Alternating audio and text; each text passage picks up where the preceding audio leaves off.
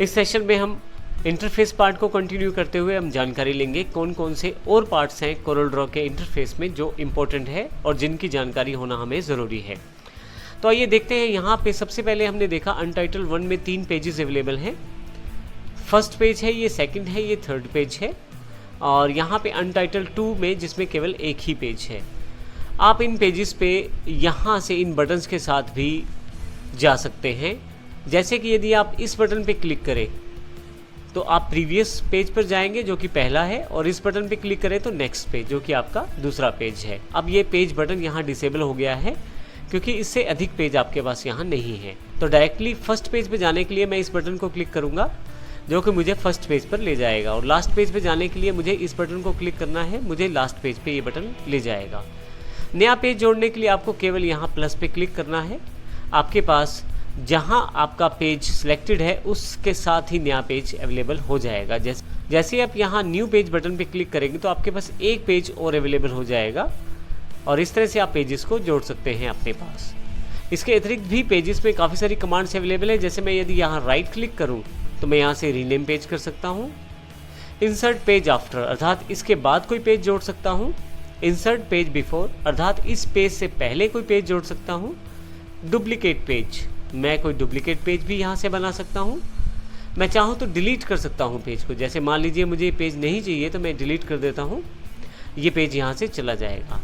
इसी तरह से मैं चाहूँ तो ओरिएंटेशन भी स्विच कर सकता हूँ। उसके लिए मुझे केवल ये स्विच पेज ओरिएंटेशन पे क्लिक करना है। आप देखेंगे पोर्ट्रेट से लैंडस्केप ओरिएंटेशन अवेलेबल हो गई है। तो इस तरह की काफ़ी सारी कमांड्स यहाँ पे अवेलेबल हैं जो समय समय पर आपके कार्य में आती हैं। ड्राइंग करने के लिए आपके पास यहाँ इस तरफ एक टूल बॉक्स दिया गया है जिसमें काफ़ी सारे टूल्स हैं जो आपको ड्राइंग करने में मदद करते हैं, और इसके साथ ही आप कोरल ड्रॉ की सभी फंक्शनैलिटीज़ को पूरी तरह से प्रयोग कर पाते हैं।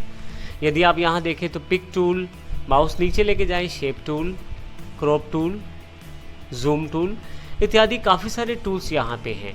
सबसे अच्छी बात टूल बॉक्स की ये है कि यदि आप किसी पर्टिकुलर टूल पे माउस लेके जाते हैं उस पर्टिकुलर टूल के बारे में जानकारी दी जाती है। जैसे इस टूल का नाम पिक टूल है जिसका प्रयोग सिलेक्शन, पोजीशन और ऑब्जेक्ट्स को ट्रांसफॉर्मेशन करने के लिए किया जाता है। इसी तरह से मैं माउस नीचे लेके आऊँ तो आप किसी कर्व ऑब्जेक्ट को एडिट कर सकते हैं शेप टूल के साथ। इसी तरह से यदि आप किसी पर्टिकुलर पिक्चर को क्रॉप करना चाहते हैं तो क्रॉप टूल से उसको क्रॉप कर सकते हैं अपनी सिलेक्शन के अनुसार। जूम करने के लिए आप जूम टूल का प्रयोग कर सकते हैं।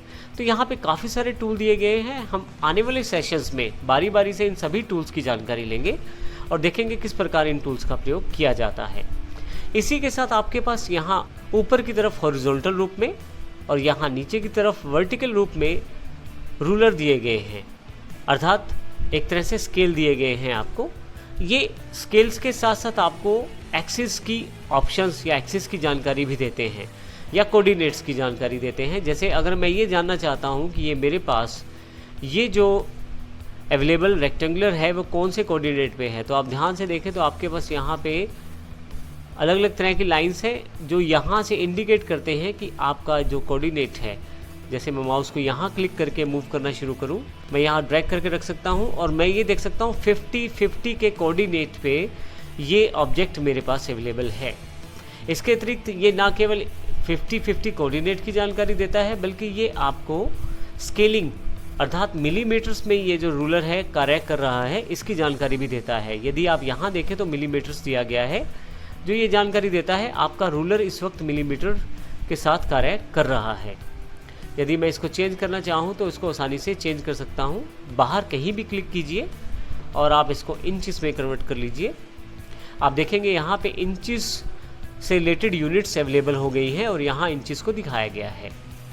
इसके अतिरिक्त यदि आप किसी पर्टिकुलर ऑब्जेक्ट से कोऑर्डिनेट शुरू करना चाहते हैं या यूनिट शुरू करना चाहते हैं तो इस पर्टिकुलर बिल्कुल कॉर्नर के पॉइंट पे आ जाएं रूलर के और यहाँ लेफ़्ट क्लिक दबा के रखें, अंदर की तरफ आएँ। जैसे मैं रेक्टेंगुलर से यूनिट्स को शुरू करना चाहता हूँ तो देखिए शुरू में मैं क्लिक कर देता हूँ इंटरसेक्शन पॉइंट पे। अब आप देखेंगे ज़ीरो जो है वो यहाँ से शुरू हुआ है और इस तरह से यहाँ से भी ज़ीरो शुरू हुआ है। इससे मुझे थोड़ा आसान रहेगा कार्य करते हुए ये देखना कि मेरा जो ऑब्जेक्ट है वो कौन से पर्टिकुलर इंचेस पे अवेलेबल है और उसके अकॉर्डिंग मैं एग्जैक्ट साइज़ भी डिफ़ाइन कर सकता हूँ। दोबारा रीसेट करने के लिए आपको केवल यहाँ पे पेज के पास आना है और आप फिर से 00 कोऑर्डिनेट्स के साथ पेज के शुरू से कार्य शुरू कर सकते हैं।